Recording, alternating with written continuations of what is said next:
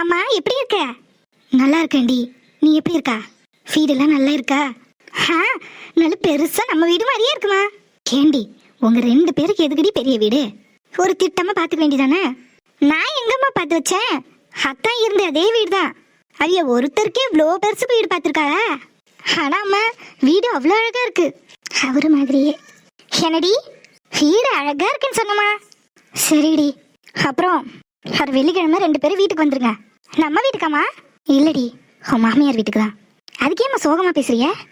இல்ல மாப்பிள்ள தான் நம்ம வீட்டுக்கு வந்து ஒரு வாய் சோறு கூட சாப்பிடலையே, அதாண்டி கொஞ்சம் வருத்தமா இருக்கு. அதுக்கு என்னம்மா, இந்த தடவை வரும்போது அத்தானை நம்ம வீட்டில் எப்படியாவது நான் தங்க வச்சிடறேன். சரிடி. அப்புறம் அம்மா சொல்லுடி. எதுக்குமா வெள்ளிக்கிழமை? அன்னைக்கு தான் நல்ல நாளா தாலி பிரிச்சு கேட்கணும்னு சொல்றாவ. நீயும் ஆதி தம்பியும் வீட்டுக்கு வந்துருங்க. ஓ மாமியார் கூட உனக்கு கால் பண்ணுவாவ. நீ என்ன ஏதுன்னு பேசு. சரிம்மா. அப்புறம் இங்க பாருடி, நம்ம வீட்டில் இருக்கிற மாதிரி எப்பவும் விளையாட்டுத்தனமா இருக்காத. ஆதி தம்பி மனசு கோணாம நடந்துக்கோ. சொன்னது புரிஞ்சுதா? சரிம்மா. அது எல்லாத்தையும் நான் பார்த்துக்கிறேன். எதையும் சமைக்க தெரியலன்னு சொல்லாத. என்ன தெரியுதோ நல்ல முறையில் சமைச்சு கொடு. ஏதாவது தெரியலனா எனக்கு ஃபோன் பண்ணி நான் சொல்லுதேன். சரிம்மா. பார்த்து சூதானமாக இருக்கணும். வெளியூராக வேற இருக்க. பக்கத்தில் இருந்தாலாவது அப்பப்போ வந்து பார்த்துட்டு போவேன். ரொம்ப தூரத்தில் இருக்காவ. என்னால் தினமும் வந்து பார்க்க முடியாது பாத்தியா? ஆனால் என்னைக்காவது வரண்டி. நீ எப்போ வேணாலும் வரலாமா? உனக்காக என் வீட்டு கதவு எப்பவும் திறந்துருக்கும். உன்னை எதிர்பார்த்துக்கிட்டே. சரிடி தியா, நான் ஃபோனை வைக்கேன். மறக்காம வெள்ளிக்கிழமை 2 பேரும் வந்துருங்க. சரிம்மா. சரிம்மா. வர வெள்ளிக்கிழமை வீட்டுக்கு போறோம். இது முதல்ல அத்தங்கிட்ட போய் சொல்லணும். அதுக்கு முன்னாடி நேத்து நம்ம பண்ணின தப்ப சரி செஞ்சிடணும். அதை சரி பண்ணிட்டு அத்தை முன்னாடி போய் நிக்க. அப்பதான் அவருக்கு என் மேல கோவம் வராது.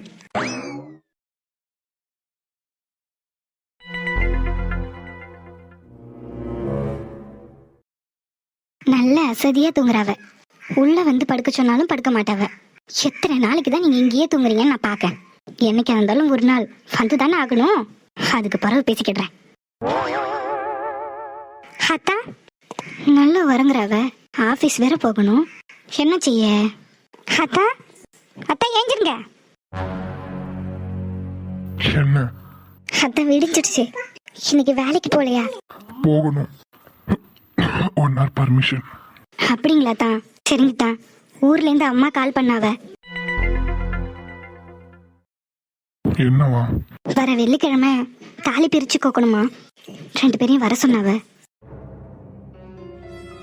எனக்கு வேலை இருக்கு, என்னால வர முடியாது. என்னன்னா நீ மட்டும் போயிட்டு வா. இல்லதான் 2 பேரையும் தான் வர சொன்னாவ. அதான் வேலை இருக்குன்னு சொல்றேன்ல, என்னால வர முடியாது. நீ மட்டும் போயிட்டு வா. அதான் நீங்க தானே தாலி கட்டினிய? ஏன் அதுல உனக்கு என்ன சந்தேகம்? இல்லதான் நீங்க தானே தாலி கட்டினிய. ஒரு தாலி பிரிச்சு கேட்கும் போது நீங்க தானே கட்டணும். அப்ப இன்னொருத்தர் வச்சா தாலி கட்ட முடியும்? நீங்க வந்தா நான் போறேன், இல்லனா நானும் இங்கேயே இருக்கேன். அப்போ இங்கேயே இரு, ஒன்னும் அங்க போக வேண்டாம். அதான் இன்னும் என் மேல கோவமா தான் இருக்கீங்களோ? நான் பண்ணது தப்பு தான். அந்த மீன் 1.5 லட்ச ரூபா மீன் எனக்கு தெரியாது தான். அதுவும் இல்லாம உங்களுக்கு மீன் பிடிக்குமே தான் நான் செஞ்சேன். எனக்கு மீன் பிடிக்கும்னு உனக்கு யார் சொன்னா? தெரியும் தான். நானும் பொறுமையா பேசிட்டு இருந்தேன். இந்த ஆள் என்ன காலையில வரத்து வராரு? என்ன சொன்ன? இல்லத்தான், ஒரு நிமிஷம் என் கூட வாங்க. நான் உங்களுக்காக ஒன்று பண்ணியிருக்கேன். அதை பார்த்தீங்கன்னா உங்களுக்கு என் மேல கோபம் போகும். என் கூட வாங்க. எங்க? வாங்க தான் சொல்லுதேன். காலங்காத்தால இவ எங்க கூப்பிடுறா? என்னன்னு தான் பாப்போம். அதான் என்கிட்ட பெரிய அளவில் பணம் எதுவும் இல்லை. சின்ன வயசுலேருந்தே யாரையாவது சார்ந்தே இருந்துட்டேன். இங்கே வந்து தான் முறை உங்களுக்காக கடைக்கெலாம் போயிருக்கேன். காலேஜ் படிக்கும்போது கூட என் ஃப்ரெண்ட்ஸ் தான் எனக்கு தேவையான திங்ஸ்லாம் வாங்கி கொடுப்பாங்க. நான் அவங்கக்கிட்ட காசு கொடுத்தேன்னா அவங்க கடைக்காரர்கிட்ட போய் வாங்கி கொடுப்பாங்க. கடைக்காரர்கிட்ட நான் எதுவும் கேட்டு வாங்கினதில்லை. இப்போ அதெல்லாம் என்கிட்ட எதுக்கு சொல்லிட்டு இருக்க? அதான் தான் முறையா கடைக்கு போய் உங்களுக்காக ஒன்று வாங்கிட்டு வந்தேன். அங்க பாருங்க.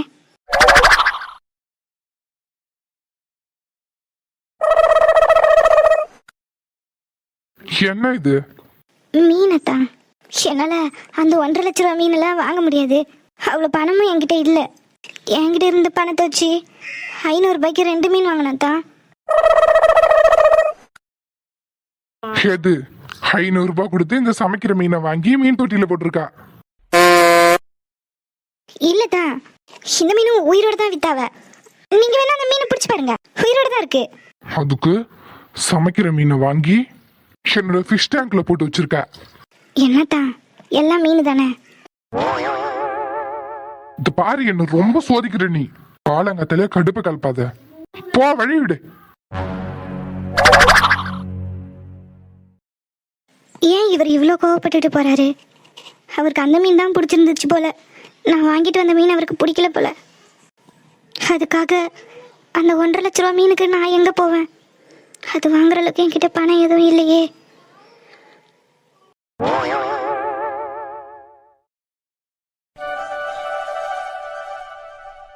ஏம்மா, சமையல் ஆச்சா?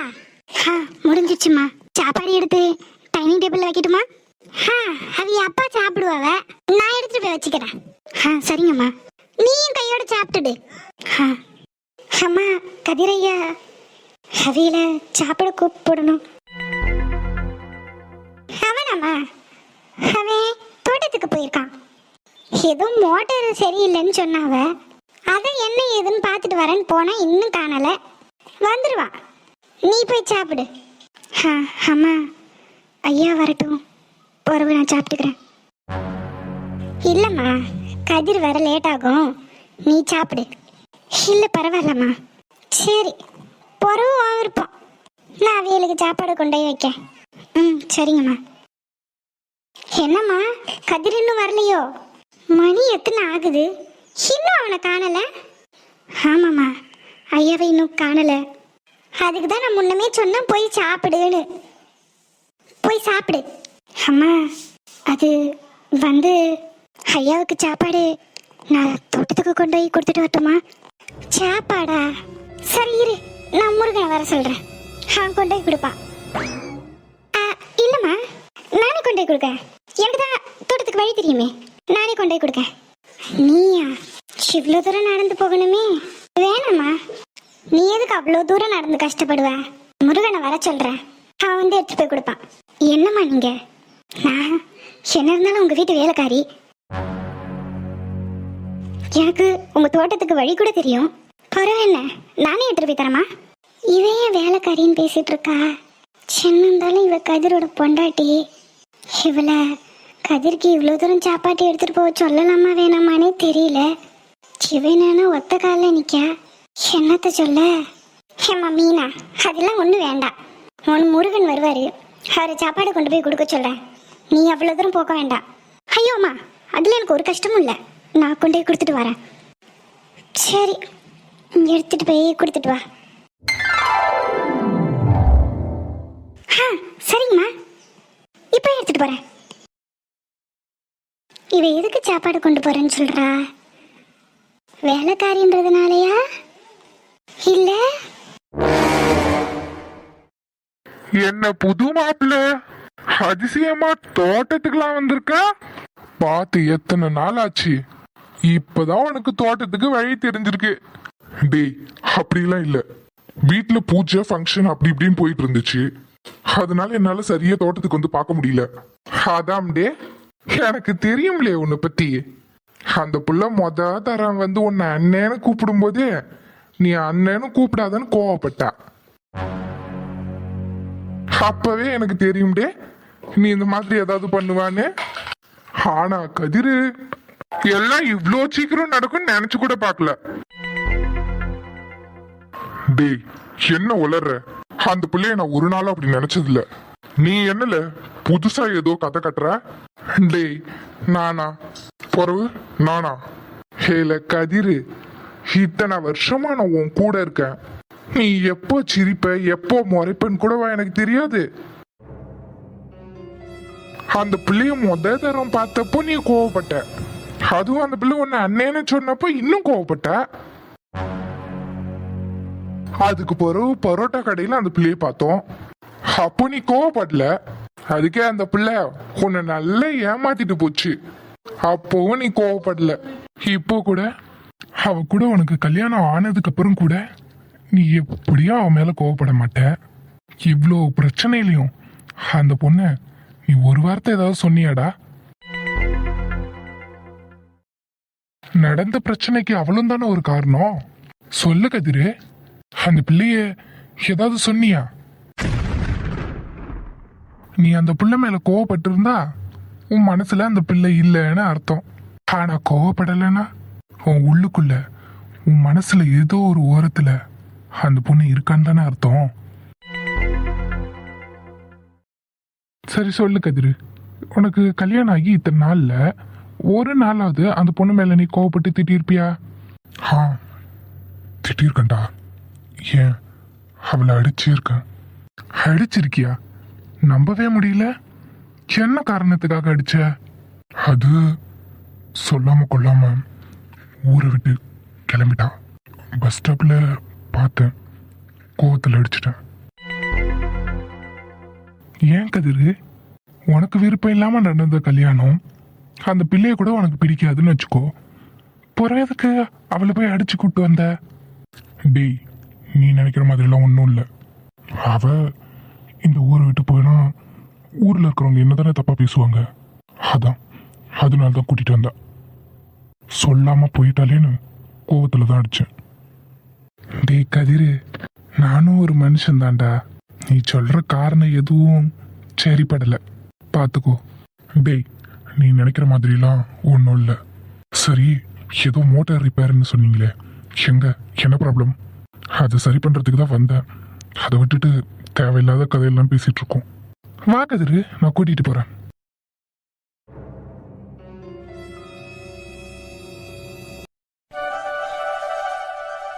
என்னடா, ஓடுமா ஓடாதா? 2 நாளா ஓடவே இல்லைடா. தண்ணி பாய்ச்சவே இல்லை. அடிக்கிற வெயிலுக்கு மரம் செடியெல்லாம் வாடுது. நானே எனக்கு தெரிஞ்ச எல்லாமே பண்ணிட்டேன், ஓட மாட்டேங்குது. அதான் உன்னை வர சொன்னேன்.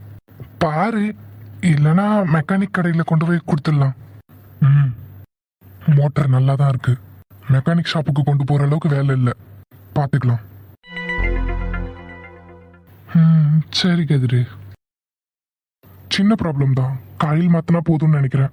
காயில்லாம் செக் பண்ணிட்டேன் கதிரு, நல்லா தான் இருக்கு. இல்லடா, காயில் தான் பிரச்சனை. வேற காயில் மாத்தினா நல்லா ஓடும். ஓ அப்படியா? நான் பார்த்தேன், காயில் நல்லா இருக்கிற மாதிரி தான் இருந்துச்சு. அதான் ஏதோ பெரிய ப்ராப்ளமோன்னு நினைச்சேன். அப்போ நான் போய் காயில் வாங்கிட்டு வந்துடுறேன், நீ அதை மாற்றி கொடுத்துட்டு போ. இன்னைக்கு கண்டிப்பா தோட்டத்துக்கு தண்ணி தேவை. 2 நாள் தண்ணி பாய்ச்சாமலே செடியெல்லாம் வாடுது. எப்படியாவது இது சரி பண்ணி மோட்டர் போட்டே ஆகணும். அதெல்லாம் போட்டுடலாம்டா, ஒரு ப்ராப்ளமும் இல்லை. நான் வேற புது மோட்டார் தான் வாங்கணும்னு நினைச்சிட்டேன். பரவாயில்ல, இது சரியானாலே போதும், அதெல்லாம் சரியாயிடும்.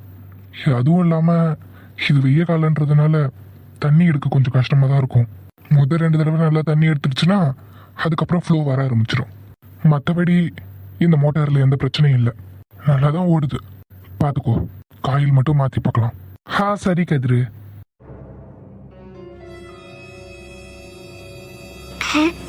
ஐயா, ஐயா, சாப்பாடு கொண்டு வந்திருக்கேன். என்னலே, உன் பொண்டாட்டி சாப்பாடெல்லாம் கொண்டு வராவ? அம்மா, நீ அந்த மாடமேக்க பொண்ணு தானே? அப்போ நல்லா வாயடிப்ப. இப்ப என்ன பம்மி பம்மி பேசுற? என்ன கதிர்க்க பொண்டாட்டினோடனே அடக்கொடுக்கலாம் வந்துருச்சோ? அண்ணே, அது அப்பா, அண்ணேன்லாம் சொல்லுதா? கேட்க காதுக்கு நல்ல குளிர்ச்சியா இருக்கு. அண்ணே, அதெல்லாம் ஒன்றும் இல்லைண்ணே. சரிம்மா சரிம்மா. டேய், நீ போய் காயில் வாங்கிட்டு வா. மோட்டர் எடுத்துட்டு போய் உள்ள ரூம்ல வை, நான் வந்து பாக்குறேன். சரிடா, நான் போய் காயில் வாங்கிட்டு வந்துடுறேன். நீ பேசி முடிச்சுட்டு 6 அமரை சாப்பிட்டு பிடிச்சி பொறுமையா வா. ஒன்றும் அவசரம்லாம் இல்லை, நீ பொறுமையாவே வா. நீ கிளம்பு. கிளம்புறேன். இதுக்கு மேல எனக்கு இங்க என்ன வேலை? கிளம்புறேன். ஹட்டிங், போய் காயில் வாங்கிட்டு வாடா. நீ எதுக்கு இவ்வளோ தூரம் சாப்பாடு எடுத்துட்டு வந்த? ஒரு ஃபோன் அடிச்சிருந்தா நான் வந்து சாப்பிட்டுட்டு போயிருப்பேன்ல. அது என்கிட்ட ஃபோன் இல்லையா. என்னது, போன் இல்லையா? அந்த 70,000 ரூபாய் போனு அது எங்க? அது வீட்டில் இருக்கு. நான் வேலைக்கு வரேன் தானே இங்கே வந்தேன். அதோட கல்யாணம் முடிச்சு நான் இங்கே தான் இருக்கேன். என் ஃபோனு வீட்டில் தான் இருக்கு. சரி, யாழ் நீ படிக்கிறா, அவளுக்கு பயன்படுமேன்னு நான் அதை விட்டுட்டேன்யா. ஆனால் உங்கள் ஃபோன் காய்ச்சி நான் கொடுத்துட்றேன். என்னைக்குனாலும் நான் படித்து வேலைக்கு போய் சம்பாரிச்சு உங்கள் ஃபோன் காய்ச்சி நான் கொடுத்துட்றேன். அது சரி. இல்லைன்னா வேலைக்காரங்க யாரையாவது சாப்பாடு கொடுத்து அனுப்பிவிட வேண்டியதுன்னு இவ்வளோ தூரம் ஒத்தையிலையா நடந்து வந்த? என்னையா நீங்க? நானே உங்க வீட்டு வேலைக்காரி தான். நான் போய் இன்னொரு வேலைக்காரங்களை பார்த்து உங்களுக்கு சாப்பாடு கொடுத்து விடுறதா? சாப்பாடு சூடு ஆறிட போகுது. நீங்க வந்தீங்கன்னா சாப்பாடு பரிமாறிட்டு கிளம்புவேன். போ, வரேன். ஆ, சரிங்கய்யா. ஐயா, சாப்பாடு நான் தான் சமைச்சேன். ருசி கொஞ்சம் முன்ன பின்ன தான் இருக்கும். கொஞ்சம் அட்ஜஸ்ட் பண்ணிக்கோங்க. போக போக நான் நல்லா சமைக்க கற்றுக்கிடேன். குழம்பு போதுமாய்யா? போதும்.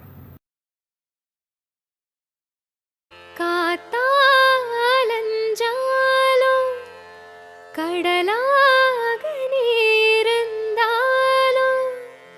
ஆகாசமான போதிலும் என்ன ஒரு எடுத்த போதிலும் சேர்ந்தேதா பொறக்கணும், இருக்கணும், கலக்கணும். சாப்பாடு நல்லா இருந்துச்சு. தேங்க்ஸ் ஐயா. கையை தொடச்சிக்கோங்க.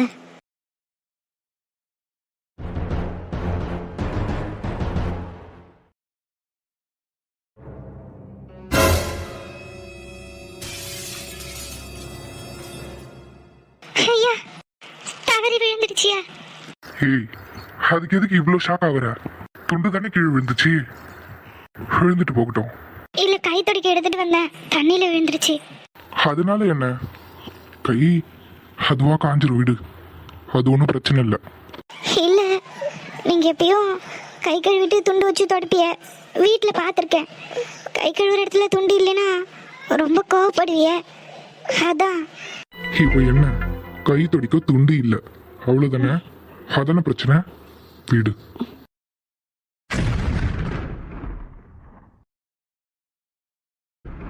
அள்ளி கொடிய காத்து அசைக்குது, அசையும் குளத்து உடம்பு கூசுது. புல்லரிச்சு பாவம் என்ன போலவே அலப்பாயுதே. நிலவில் காயும் வேட்டி சேலையோ நம்ம பார்த்து சோடி சேருது. சேர்த்து வச்ச காத்து துதி பாடுது, சுதி சேருது.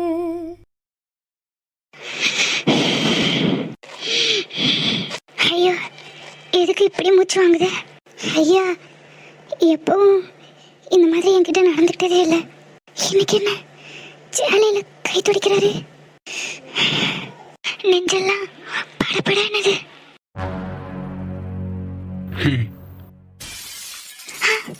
ஐயா, சொல்லுங்க. என்னாச்சு உனக்கு? ஏன் முகம் எல்லாம் இப்படி வேர்த்திருக்கு? எதுக்கு பேய் அரைஞ்ச மாதிரி நிக்கிற? அது அது ஒன்றும் இல்லை. வெயில்ல வேர்க்குது, வேற ஒன்றும் இல்லை. நானும் தான் வெயில்ல நிக்கிறேன், உன் அளவுக்கு எனக்கு வேர்க்கலையே. எனக்கு இப்படி வேர்க்கிறதுக்கு காரணமே இவர் தான். இவருக்கு எப்படி வேர்க்கும்? எனக்கே படபடன்னு இருக்கு. இவர் பக்கத்தில் பார்த்தாலே பயமா இருக்கு. அதுவும் இவ்வளோ நெருக்கத்தில் அவரை நான் பார்த்ததே இல்லை. என்னடானா ஏன் வேர்க்குதுன்னு கேள்வி கேட்குறாரு. அது தெரியலையா? மதியம் சாப்பிட்டியா? இல்லையா, வீட்டுக்கு போய் சாப்பிட போகிறேன். டைம் என்ன ஆகுது? ஏன் இவ்வளோ நேரம் சாப்பிடல? சாப்பாடு எடுத்துட்டு வந்தவ அங்கேயே சாப்பிட்டு வந்திருக்கணும், இல்லை உனக்கும் சேர்த்து எடுத்துட்டு வந்திருக்கணும். இப்படி ரெண்டுமே பண்ணாம எதுக்கு வந்து நிக்க? ஐயா, அது வந்து நீங்க சாப்பிடாம இங்கே இருக்கியேன்னு சொன்னாவ. அதான் உங்களுக்கு சாப்பாடு கொண்டு போய் கொடுத்துட்டு ஒரு வீட்டுக்கு போய் சாப்பிட்டுக்கலான்னு வந்தையா. அது சரி. என்ன மச்சான், வேலை முடிஞ்சதா? அது சாப்பாடு வேலை முடிஞ்சதான்னு கேட்டேன். ஐயா நான் கிளம்புறேன். இரு, நீ போய் மோட்டர் எடுத்துட்டு வந்து வை. மோட்டர் எங்க வச்சிருக்கா? பண்ண வீட்டுக்குள்ளதான் வச்சுட்டு இருந்தேன். ஏன் சாப்பிட அங்க போலியோ? இல்ல, இங்கேயே உட்காந்து சாப்பிட்டுட்டேன். ஏன் கதிரு, அங்கதான் நல்ல நிழலா இருக்கும், காத்தும் அடிக்கும். இங்க வெளியே உட்காந்து சாப்பிட்ருக்க, அதுவும் வெட்ட வெளியில. இங்கேயும் நல்ல சிலு சிலுன்னு காத்து தான் அடிக்குது. என்னதான் வெயில் இருந்தாலும் இந்த நீரோட்டத்துக்கு நல்ல காத்து தான் அடிக்குது. உள்ளதான் அனத்தெல்லாம் இருக்கும், அதான் இங்கேயே உட்காந்து சாப்பிட்டுட்டேன். அது சரி. சரிடா, நான் போய் மோட்டரை எடுத்து வெளியே வைக்கேன். நீ சீக்கிரமா வா. ஐயா நான் கிளம்பட்டுமா? வேண்டாம். என்னையா சொன்னிய? கிளம்ப வேண்டாமா? கிளம்ப வேண்டாம், இங்கே இரு. ஒரு 10 நிமிஷம் வேலை தான், முடிச்சுட்டு வரேன். பிறகு பிறகு வண்டி வச்சிருக்கேன், அப்படியே 2 பேரும் வண்டியிலேயே போயிடலாம். நீ இப்போ நடக்க ஆரம்பிச்சாலும் நான் வண்டியில் வர்ற வேகத்துக்கு உனக்கு முன்னாடி வந்துடுவேன். அதனால நீ போய் தோட்டத்து வீட்டில் உட்காந்துரு, நான் வேலையை முடிச்சுட்டு வரேன். வண்டியிலையா? ஐயா பரவாயில்லையா, நான் நடந்தே போயிடுவேன். எனக்கு பழக்கப்பட்ட இடம் தானே, எனக்கு எந்த பிரச்சனையும் இல்லை. நான் நடந்தே போகிறேன். நீங்கள் உங்கள் வேலையை முடிச்சுட்டு பொறுமையாக வாங்க, ஒன்றும் பிரச்சனை இல்லை. நான் போகிறேன். எங்க போற? நில்லு. அதான் சொல்றல்ல, நீ நடந்து போறதுக்கு முன்னாடி நான் வண்டியில வீட்டுக்கு வந்துடுவேன். அதுக்கு எதுக்கு நீ அவ்வளோ தூரம் வெயில நடக்கிற? ஒழுங்கா போய் அங்கே உட்காரு, நான் வேலையை முடிச்சுட்டு வரேன். ஒரு 10 நிமிஷம் வேலை தான். இல்ல நடந்து தான் போவேன் நடம் பிடிச்சா நடக்கிறதுக்கு கால் இருக்காது, பார்த்துக்கோ. என்ன ஐயா எப்பயும் என்கிட்ட இப்படிலாம் பேசினதே இல்லை, இப்போ என்ன புதுசா? அவர் பேச்சே வித்தியாசமா இருக்கு. என்னாச்சு? என்ன சொன்னது புரிஞ்சுதா? சரிங்கய்யா, நான் உட்காந்துருக்கேன், நீங்கள் வாங்க.